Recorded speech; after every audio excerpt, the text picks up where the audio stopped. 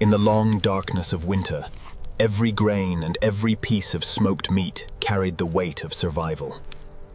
Within the smoke-filled longhouse, women prepared the last food that might sustain men against the restless dead. Steel was sharpened by firelight, for iron alone could bite the flesh that refused to rot. A warrior does not leave for the hunt against the restless dead without first saying goodbye to the living. 11 men stepped out from the warmth of the longhouse into the white abyss of winter. With heavy axes and small, sturdy horses, they carried both hope and fear into the frozen forest. The village stood silent in the snow, watching their strongest men walk toward darkness. Every footprint in the deep snow was a step closer to confronting what should remain buried.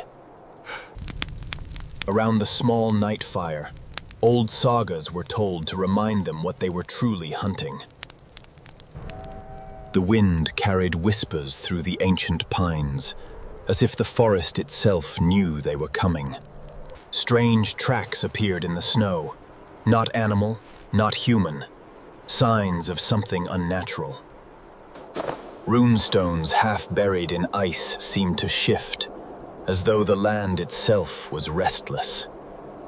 Deep in the mountain valley, an abandoned cabin stood waiting, claimed by the cold and the dead. Few men who entered that cursed steading had ever returned to tell their tale. Yet 11 warriors pressed on, driven by duty to protect their families from the unseen. The deeper they marched, the heavier the air became, with the presence of something ancient. Torches flickered against the endless white, small flames against an endless winter night. Stories of draugr, the restless dead downed, haunted every man's thoughts as night fell. Swollen with hatred and the power of hell, such creatures felt no pain and showed no mercy. Still the hunters continued, axes ready, hearts heavy, with the knowledge of what awaited. The mountain cabin appeared through the mist, its broken door swinging in the freezing wind. Inside lay the body of a man who should have stayed dead many weeks ago. The corpse rested on the central bench, skin gray, eyes open, frost covering its beard. Then came the sound every warrior feared, the cracking of joints that should never move again. From the cold grip of death, the draugr rose seam, tall, swollen, and filled with endless rage. Steel met dead flesh in the ancient dance between the living and the restless dead. The creature fought with the strength of 10 men, breaking bone and timber alike. Black blood oozed slowly from wounds that would have killed any living warrior. Yet the draugr felt nothing conned, only hatred for those who still breathed. With iron and the sacred sign of the hammer, they fought to send it back to hell. The small cabin became a battlefield of fire, blood, and desperate prayer. One by one, the warriors struck, refusing to anachronisms let darkness claim their home. The draugr's roar echoed through the mountain as its strength slowly began to fade. With a final mighty blow, Thrain severed the head from the swollen corpse. But even decapitated, the dead thing still twitched with unnatural life. They dragged the body outside into the snow and built a pyre of pine and ritual herbs. Flames rose high, consuming the draugr until only ash and blackened bones remained. The night's work was done, yet the cost had been heavy. 2 brave men would never return to the warmth of their longhouse. 9 survivors turned their faces homeward through the still falling snow. 9 survivors turned their faces homeward through the still falling snow.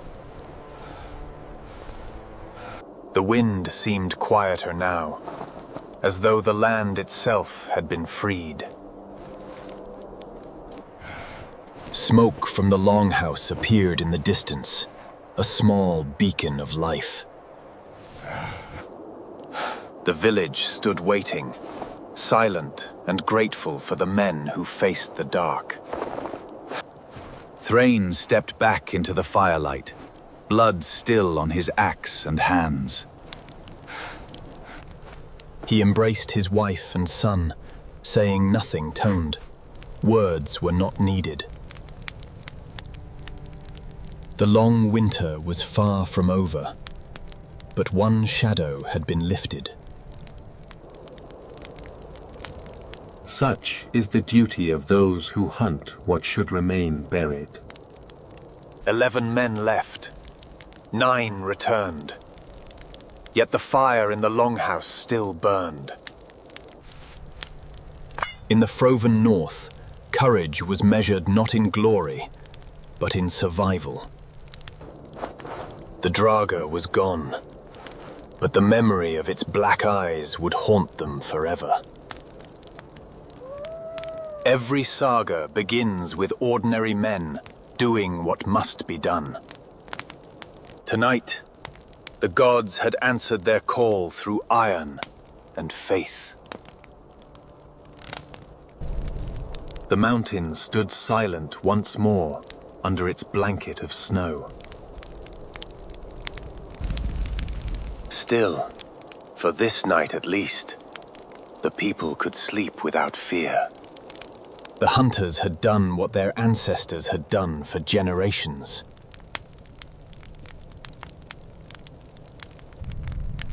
They protected the fragile light of life against the endless dark. Such is the way of the North, hard, cold, and unforgiving. But within that hardness burned a fire no draugr could ever extinguish. Thrain looked out at the snow-covered mountains one last time. He knew the true battle was never truly won, only delayed.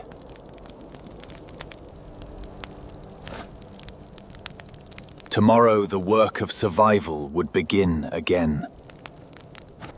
But tonight, the longhouse was warm and the children slept safely. This was victory in the old way. Height, quiet, blooded, and honest. Men would always rise to face what lurked beyond the firelight. Such is the eternal struggle between the living and the restless dead. In the end, only courage and faith could keep the darkness at bay. The hunters of the North had fulfilled their duty once more. Yet they understood the price that duty demanded.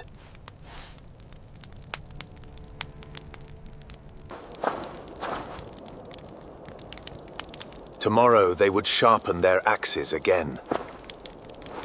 For winter always returns, and with it, new shadows. But so long as fires burned in longhouses, hope remained. In the frozen North, that quiet hope was the greatest victory of all.